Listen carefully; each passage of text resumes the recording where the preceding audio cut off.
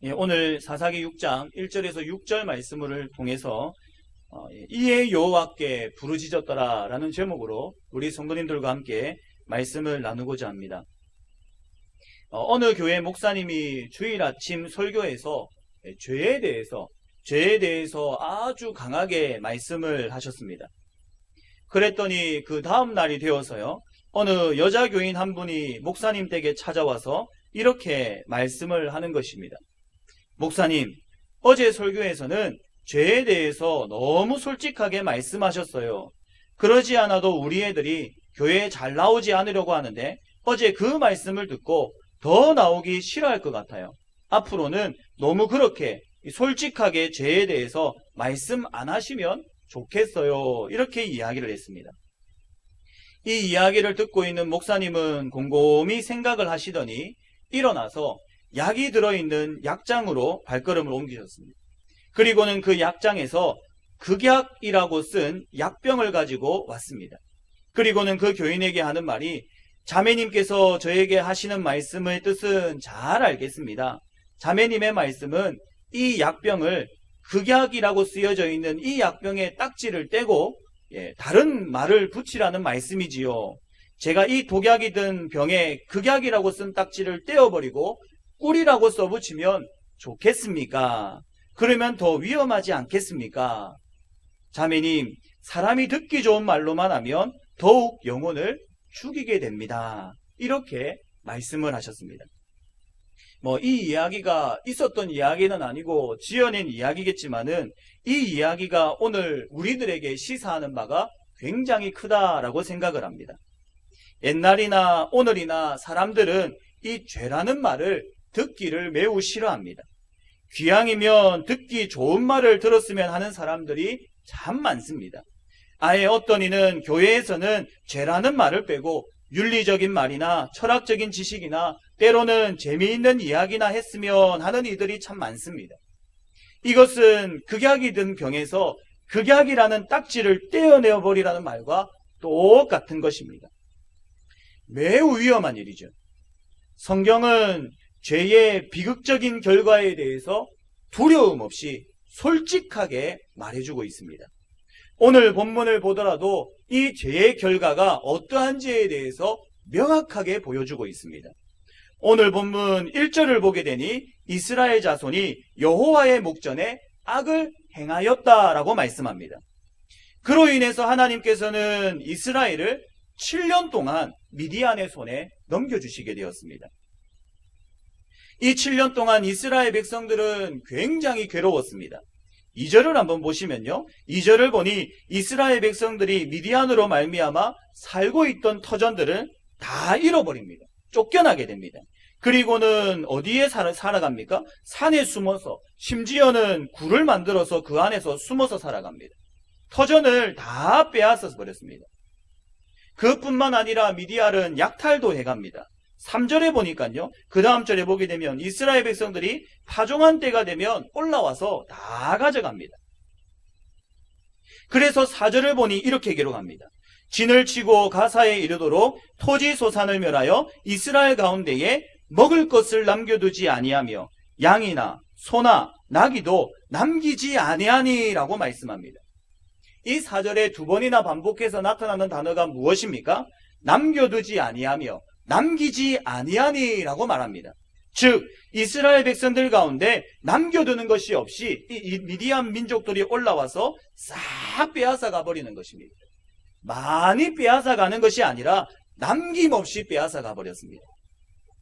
이스라엘 백성들이 먹고 살기 위해서 조금 농사를 지어 놓으면 올라와서 싹 가져가 버립니다. 또 살기 위해서 짐승을 조금 키워 놓으면 전부 그것마저도 빼앗아 가버립니다. 좋아 보이는 것이 있으면 다 가져가 버립니다. 아무것도 남지 않습니다.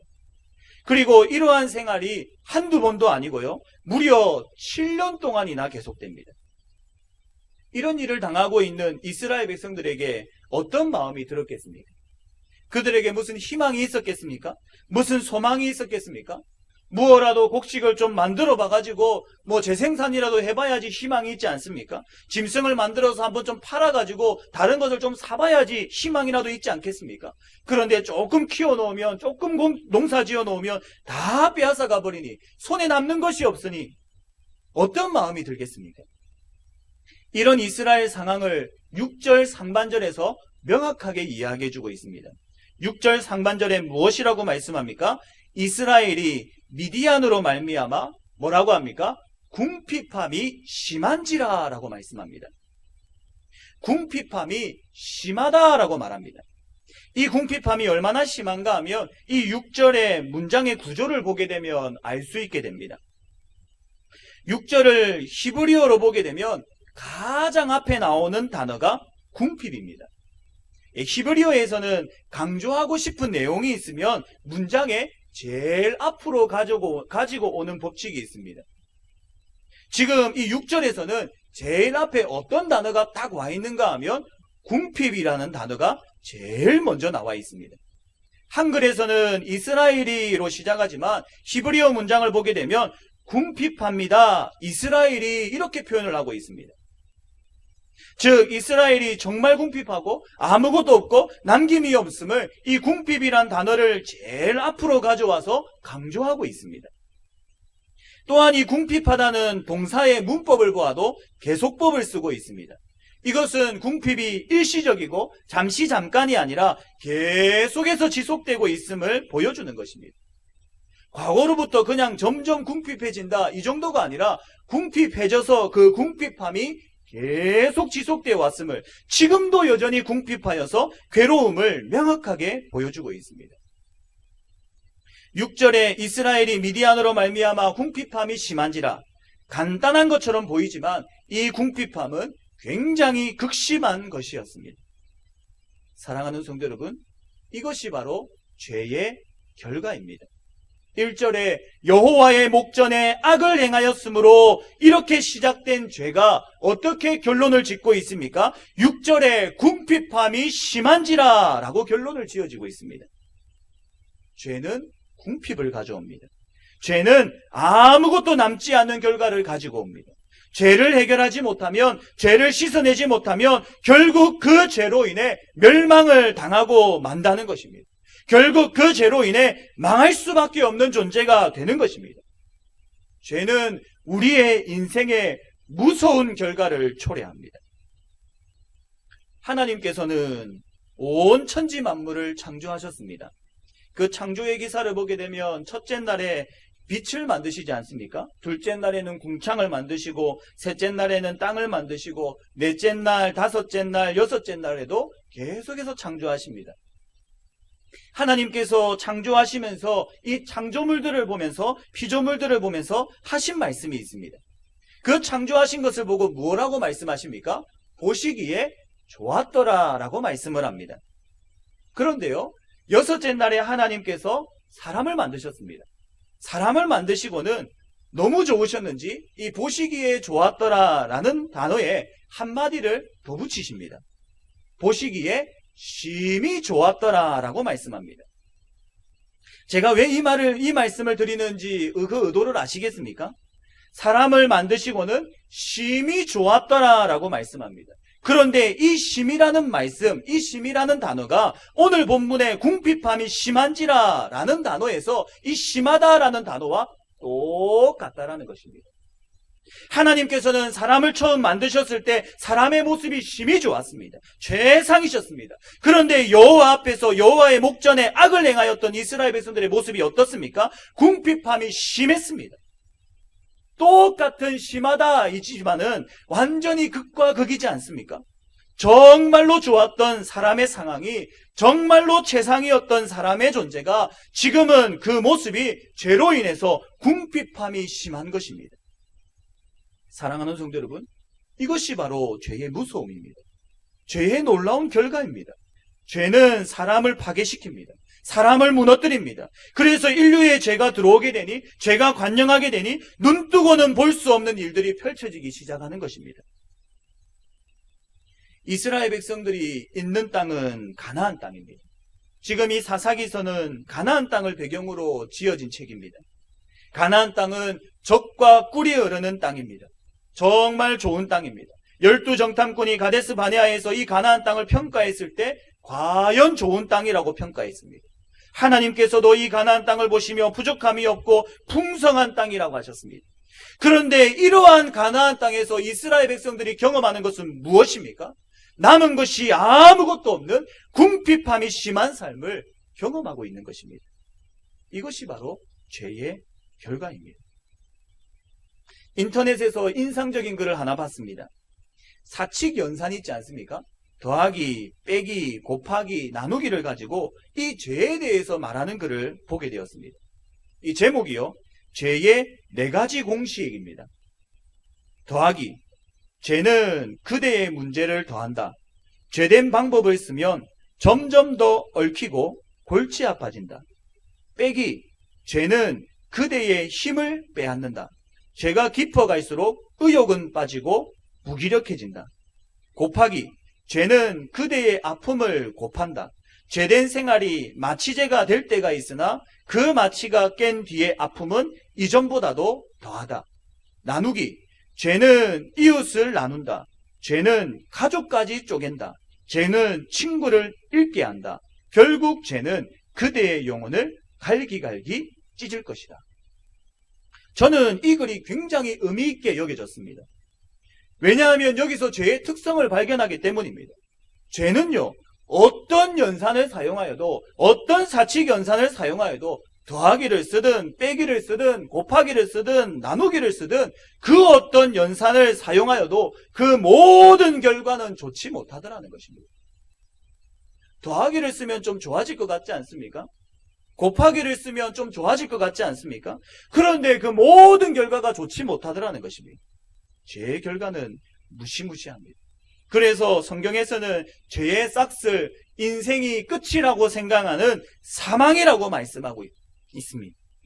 죄는 하나님과 사람 사이를 단절시킴으로 말미암아 사람으로 하여금 결국 멸망의 길을 걷도록 만드는 것입니다. 그러면 이런 무서운 죄가 무엇입니까? 무엇이 죄입니까?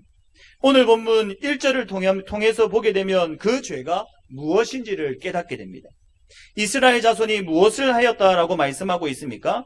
6장 1절을 보시면요, 이스라엘 자손이 또 여호와의 목전에 악을 행하였으므로 라고 말씀합니다. 이것이 바로 죄다라고 말씀하고 계십니다. 이것을 통해 알 수 있는 것은 죄의 기준은 사람이 아니라는 것입니다. 우리는 보통 죄라고 하면 도덕적인 것을 많이 생각합니다. 그래서 도둑질을 하거나 사람에게 해를 입히거나 살인을 하거나 사기를 치거나 거짓을 행하거나 나쁜 행동을 하였을 때 죄다라고 생각을 합니다. 그러나 성경을 통해 알게 되는 것은 죄의 기준은 도덕적인 것을 넘어선다는 것입니다. 하나님이 제시해야 하는 그 죄의 기준은 도덕적인 것을 포함하여 더욱더 포괄적인 것입니다. 오늘 말씀에서도 가르쳐 주듯이 죄의 기준은 여호와의 목전입니다. 사람 앞에서 죄인지 아닌지가 판가름 나는 것이 아니라 하나님 앞에서 여호와의 목전에서 이것이 죄인지 아닌지가 판가름이 나는 것입니다. 그러면 하나님 앞에서 악을 행하는 것이 무엇을 말하는 것입니까? 이를 위해서 사사기 2장으로 한번 넘어가 보시기 바랍니다. 앞으로 한 두어 장을 넘기시면 사사기 2장이 있습니다. 사사기 2장 11절에서 13절의 말씀을 한번 보시기 바랍니다. 이스라엘 자손이 여호와의 목전에 악을 행하여 바알들을 섬기며 애굽 땅에서 그들을 인도하여 내신 그들의 조상들의 하나님 여호와를 버리고 다른 신들 곧 그들의 주위에 있는 백성의 신들을 따라 그들에게 절하여 여호와를 진노하게 하였으되 곧 그들이 여호와를 버리고 바알과 아스다롯을 섬겼으므로 라고 말합니다. 여호와의 목전에 악을 행하는 행위가 뭐라고 하고 있습니까? 11절에 이스라엘 자손이 여호와의 목전에서 악을 행하여 라고 한 그 다음에 어떤 말씀들이 있습니까? 바알들을 섬기며 애굽 땅에서 그들을 인도하여 내신 그들의 조상들의 하나님 여호와를 버리고 라고 말씀합니다. 하나님을 버리고 여호와를 버리고 다른 신들을 섬기는 것, 그것을 악을 행하는 행위다라고 말씀하더라는 것이죠. 즉 하나님을 버리고 다른 신들을 섬기는 것입니다. 여기서 버리다라는 단어는 떠나다라는 말입니다. 하나님을 떠나는 것, 이게 무엇을 말하는 것이겠습니까? 하나님과의 관계가 단절돼 버린 것을 말한다는 것이죠. 그렇기 때문에 죄는 하나님을 떠나 있는 상태, 이것이 바로 죄라는 것입니다. 하나님과의 관계가 단절된 상태, 이 상태가 바로 죄라는 것입니다. 내가 살인을 하지 않아도, 내가 간음을 하지 않아도, 내가 도적질을 하지 않아도 내가 지금 하나님을 떠나 있는 상태라면 나는 죄를 짓고 있는 죄인이라는 사실입니다. 아무리 착한 일을 많이 해도, 아무리 선을 많이 쌓아도 하나님과의 관계가 단절되어 버리면 그 사람은 죄인입니다. 사랑하는 성도 여러분, 하나님과 어떤 관계를 맺고 계십니까? 하나님과의 바른 관계를 유지하고 계십니까? 혹 하나님을 떠나 계시지는 않습니까? 그래서 내 마음 중심에 세상에 다른 것이 자리 잡고 있지는 않습니까? 그렇다면 지금도 죄를 짓고 있는 것입니다. 세상의 도덕적인 범죄를 저지르지 아니하였다 해도 하나님을 떠나 있다면 나는 죄인입니다. 이번 한 주간 나는 살인을 하지 않았어.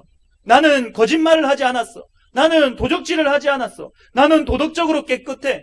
그것을 완전하다고 생각하십니까? 아닙니다. 세상적으로는 완전할 수 있습니다. 도덕적으로는 죄가 아닐 수 있습니다. 그러나 영적으로는 그것이 다가 아닙니다. 아무리 도덕적으로 깨끗하다 하여도 그 마음 중심 가운데 하나님이 자리 잡지 않으면, 하나님을 떠난 삶을 살아가면 아직도 내가 내 인생의 주인이 되어 내 뜻대로, 내 주장대로 살아가고 있다면 나는 여전히 주님 앞에 범죄한 죄인입니다. 그리고 그 하나님을 떠난 죄의 결과는 비참합니다. 궁핍함이 심합니다. 누가복음 15장에 보게 되면 한 아버지와 두 아들의 이야기가 등장을 합니다. 어느 날 둘째 아들이 아버지를 찾아왔습니다. 그리고는 아버지에게 내게 주어질 유산을 미리 좀 당겨서 주십시오라고 요청을 합니다. 아들은 그 유산을 받아서 먼 타국으로 떠나갑니다. 처음에 돈이 있을 때는 즐겁고 행복한 것 같았습니다. 아버지를 떠나 살아가는 것이 간섭도 안 받고 좋아 보였습니다. 그런데 결국 그 아들의 주머니는 비어졌습니다. 둘째 아들이 아버지를 떠난 결과를 누가복음 15장 14절에서는 이렇게 말씀합니다. 다 없앤 후 그 나라에 크게 흉년이 들어 그가 비로소 궁핍한지라. 결과가 무엇입니까? 비로소 궁핍한지라입니다. 그리고 그 궁핍함이 지속되며 아들이 이렇게 고백합니다. 15장 17절의 말씀을 보게 되면 이에 스스로 돌이켜 이르되 내 아버지에게는 양식이 풍족한 품꾼이 얼마나 많은가. 나는 여기서 줄여 죽는구나. 아버지를 떠난 결과가 어디로 이어집니까? 죽는 것으로 이어집니다. 죽어갑니다. 아버지를 떠나 살아가는 것이 즐겁고 행복해 보였는데, 돈만 있으면 다 된다라고 생각을 했는데 아버지를 떠나니 줄여 죽어갑니다. 돈에 눈이 멀어서, 쾌락과 즐거움에 눈이 멀어서 아버지를 떠났더니, 성공에 눈이 멀어서 아버지를 떠났더니 결국 그에게 주어진 것은 궁핍과 죽음과 같은 고통이었습니다. 이와 마찬가지입니다. 이스라엘 백성들이 왜 하나님을 떠났겠습니까? 바알과 아스다롯 신 때문입니다. 바알 신은요, 토지의 생산력과 가축의 번식력을 주관하는 신입니다. 아스다롯은요, 사랑과 쾌락 그리고 풍요의 신입니다. 이스라엘 백성들이 왜 이들을 섬겼겠습니까? 그것이 좋은 것 같아서이지 않겠습니까? 가나안 땅에 살아남으려고 하니 이들의 도움을 받아야 할 것 같아서이지 않겠습니까? 바알신을 섬기고 아세라신을 섬기면 풍요로워질 것이다. 더 많이 소유하게 될 것이다. 이렇게 예상을 했지 않겠습니까? 풍요의 눈이 멀어서, 쾌락의 눈이 멀어서 눈에 보이는 물질에 마음을 빼앗겨 버렸습니다. 그래서 우상을 섬기고 말았습니다. 바알과 아스다롯을 섬기고 말았습니다. 그랬더니 그 결과가 어떠합니까? 오늘 보면 6장 6절에 무엇이라고 말합니까? 이스라엘이 미디안으로 말미암아 궁핍함이 심한지라 라고 말씀합니다. 사랑하는 성도 여러분, 하나님을 떠남이 죄입니다. 하나님을 잊어버림이 죄입니다. 내 인생의 중심에 하나님이 계시지 않음이 죄입니다. 그리고 그 죄의 결과는 아무것도 남지 않는 비참함입니다. 지난 한 주간 어떻게 살아오셨습니까? 하나님과의 관계를 위하여 어떤 삶을 사셨습니까? 중요한 결정을 할 때마다 하나님 중심으로 하셨습니까? 무엇이 내 삶의 우선순위가 되어 있었습니까? 내 삶의 1번이 무엇이었습니까? 하나님께서 말씀해 주신 그 말씀을 따라 살아가기 위하여 노력은 하셨습니까? 지난주에 신앙의 동기와 과정과 목표를 바르게 설정하라고 말씀드렸는데 그렇게 살아가셨습니까? 어떻게 사셨습니까? 나의 상태를, 나의 상황을 잘 파악하시기 바랍니다. 정확하게 나를 진단해 보시기 바랍니다. 나의 삶의 주인이신 그 하나님이 내 중심 가운데 자리 잡고 있는지 정확하게 진단해 보시기 바랍니다. 그럴 때에 우리의 죄의 문제를 해결할 수 있습니다. 그러면 이 죄 앞에서 우리의 태도가 어떠해야 되겠습니까? 이 죄의 문제를 해결해야 되는데 이 하나님을 떠남이 죄이고 죄의 결과는 극심하고 두려운데 이 죄를 해결해야 되는데 이 죄를 해결하기 위해서는 어떻게 하면 이 문제들을 극복해낼 수가 있겠습니까? 죄로 인해서 궁핍해질 수밖에 없는 우리에게 하나님은 귀한 처방을 해주십니다. 6절의 말씀, 아까 사사기 6장인데요. 사사기 6장으로 다시 넘어가셔서 6장 6절의 말씀을 다시 한번 읽어보도록 하겠습니다. 같이 한번 읽어보겠습니다. 시작. 이스라엘이 미디안으로 말미암아 궁핍함이 심한지라 이에 이스라엘 자손이 여호와께 부르짖었더라. 여호와의 목전에 악을 행한 우리의 모습이 어떠해야 됩니까? 죄인인 우리가 하나님 중심으로 살지 못하고 하나님을 떠나 세상과 연합해서 살아갔었던 우리가 무엇을 해야 됩니까? 오늘 우리가 지내야 되는 태도가 무엇입니까? 6장 하반절에 있는 이에 이스라엘 자손이 여호와께 부르짖었더라입니다. 여호와께 부르짖어야 한다는 것입니다. 죄로 말미암아 궁핍해진 이 삶 속에 있는 우리에게 주신 하나님의 처방은 이에입니다. 이에 여호와께 부르짖었더라. 이 모습이 있을 때에 우리들은 회복되게 됩니다. 주님의 은혜로 다시금 일어설 수 있게 된다는 사실입니다. 오늘 우리에게 이 이해의 전환점이 있기를 소원합니다. 바닥으로 향하던 나의 삶이 이 이해를 만남으로 말미암아 다시금 위로 향하기를 소원합니다. 오늘 이 시간 하나님이 주시는 이 이해의 선물을 다 받아가시기 바랍니다. 죄로 인해 이 시간에 삶이 궁핍해진 분들이 계십니까? 죄로 인해 마음이 상처를 입으신 분들이 계십니까? 죄로 인해 삶의 의욕이 사라지신 분들이 계십니까? 오늘 본문의 이스라엘 백성들도 무슨 삶의 의욕이 있었겠습니까? 할 때마다 다 빼앗아가고 조금 자리를 잡으려고 하면 괴롭히고 7년 동안 괴롭힘을 당했습니다. 무슨 의욕이 있었겠습니까? 이런 분들이 계십니까?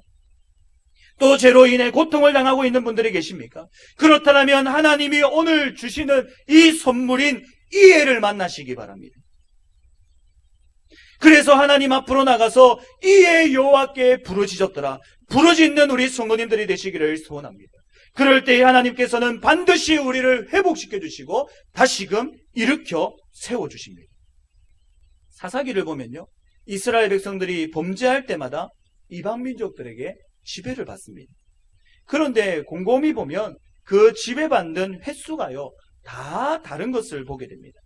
어떤 민족에게는 8년을 지배를 받고 어떤 민족에게는 18년을 지배를 받고 어떤 민족에게는 20년을 지배받고 오늘 본문의 미디안에서는 이 7년 동안 지배를 받습니다.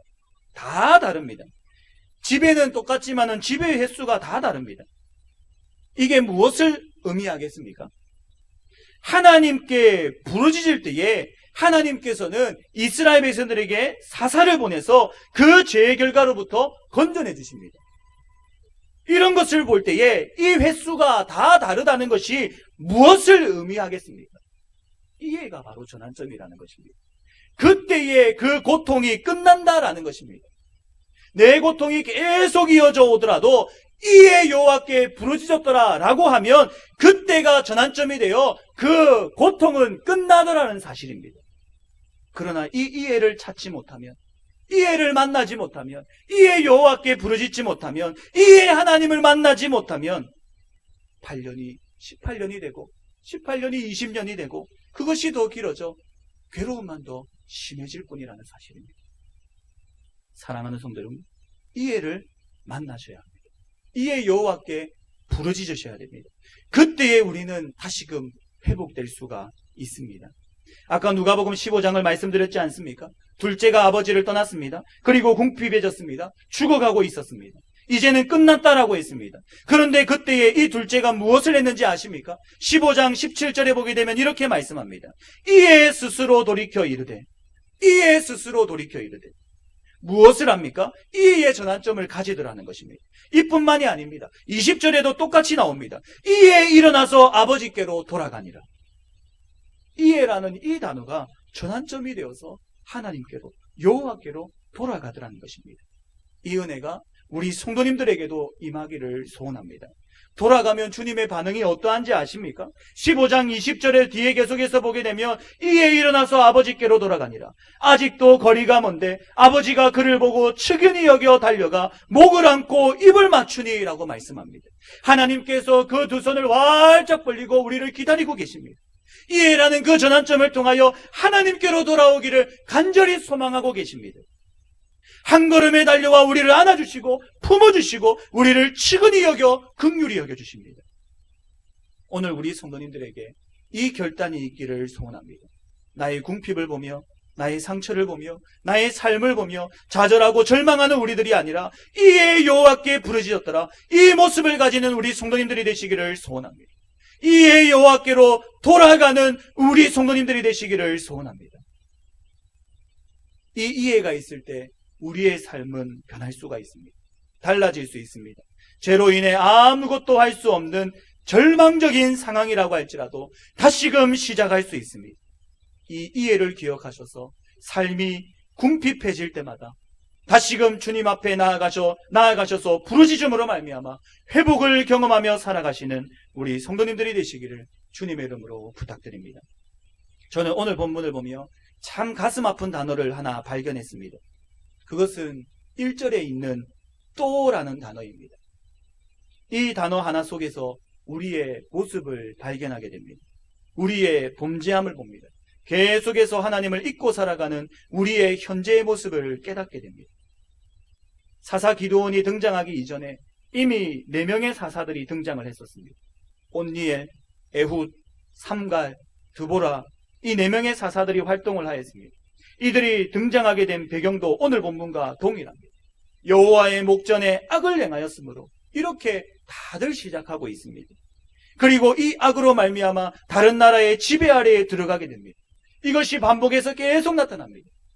정말 연약하지 않습니까? 한두 번 지배를 당했으면 정신을 차릴만도 한데 이 죄를 떨쳐버리지 못하는 것입니다. 또라고 합니다. 끊임없이 죄를 짓는 우리를 발견하게 됩니다. 끊임없이 죄는 우리를 공격하고 있습니다. 그래서 이 죄를 통해 우리를 하나님과 끊어놓으려고 합니다. 반복해서 죄 짓는 우리의 모습을 보며 좌절하게 만들고 이 죄의 결과로 얻게 되는 궁핍함으로 인해 하나님을 떠나게끔 만듭니다. 왜 또 여호와의 목전에 악을 행하여가 계속해서 나타나겠습니까? 사람의 힘으로는 이를 극복하기가 불가능하다는 것입니다. 사람의 힘으로는 이 죄, 우리를 끊임없이 공격해오는 이 죄를 이겨낼 수가 없다는 것입니다.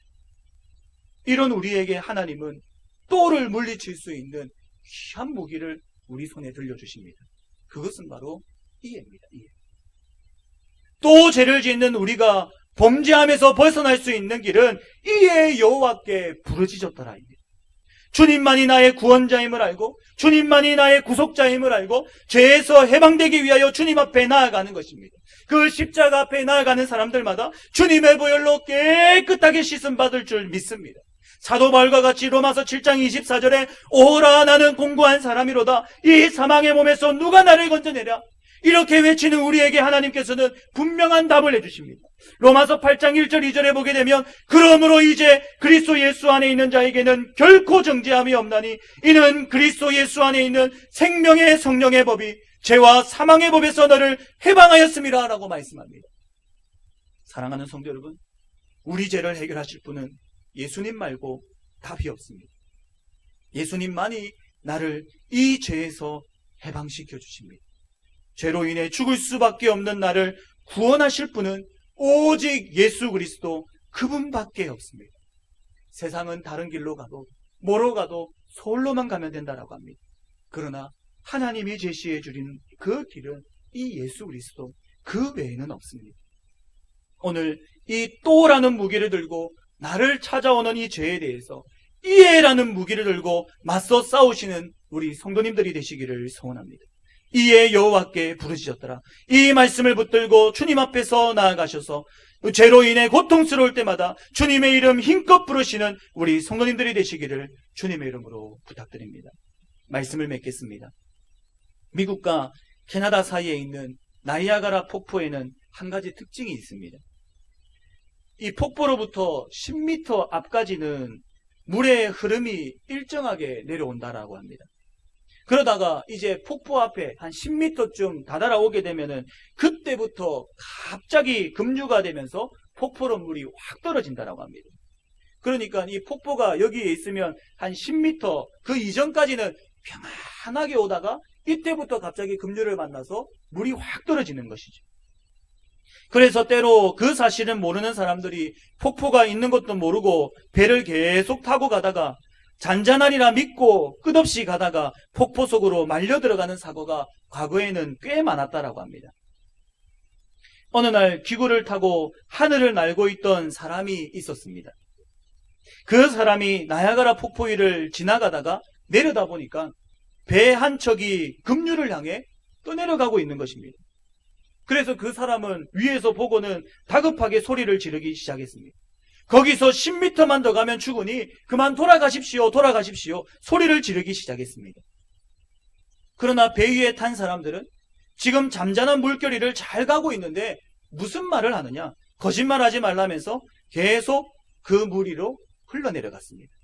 그러다가 결국 폭포 속으로 휘말려서 영영 살 길을 잃어버렸다라고 합니다. 이와 같이 우리는 스스로 돌이킬 수 없는 죄로 인해서 한 걸음씩 한 걸음씩 죽음을 향해 가고 있습니다. 나는 지금 어디쯤 있습니까? 점점 폭포는 다가오고 있습니다. 잔잔하다고 평안하다고 안심해서는 안 됩니다. 하나님께서 오늘 말씀을 통하여 우리에게 돌이키라고 말씀하고 계십니다.